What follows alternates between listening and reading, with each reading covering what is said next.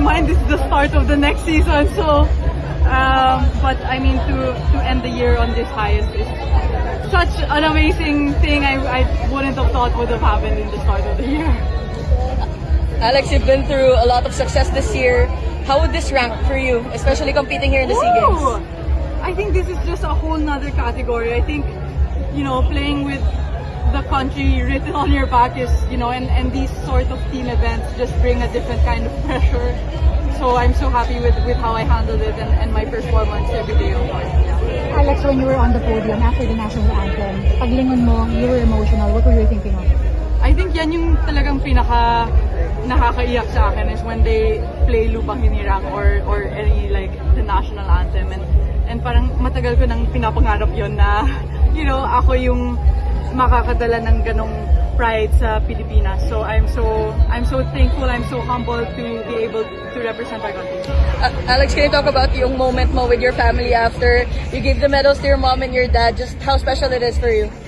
It's so special. I think I've said many times before, yung mga Pinoy, we're so family-oriented. I think that's a part of our culture, and SEA Games is something.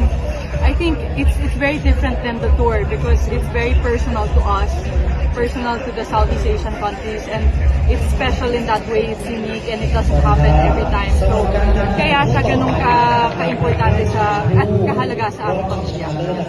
Of course, also sorry sa my mom was medalist also. Kaya Alex, you mentioned that the win is personal. This win, what does it mean for you? malaking bagay siya. I mean, I said, I think this whole week was a very emotional kind of roller coaster. I think just being surrounded by all these athletes, parang ibang feeling talaga na nakapaligid mo yung mga kababayan. So I'm so happy. May point ba na na-frustrate ka dun sa mga calls kanina nung official? I think, well, it's normal that, with bad calls come or frustrations. I don't think it was anything personal. Some people make mistakes, but yung sabi ko sa umpire is if it happened 3 times in the same game, kailangan something has to change. But anyway, it comes with the game that it happens. So I was happy that I was able to move past that. Yeah. Alex, kahapon sabi mo sa akin, you're a very ambitious person. Goal after goal, what's next? I think I'm just taking it step by step. My next goals are to prepare for the Australian Open. So I'll take my time to enjoy this win, and then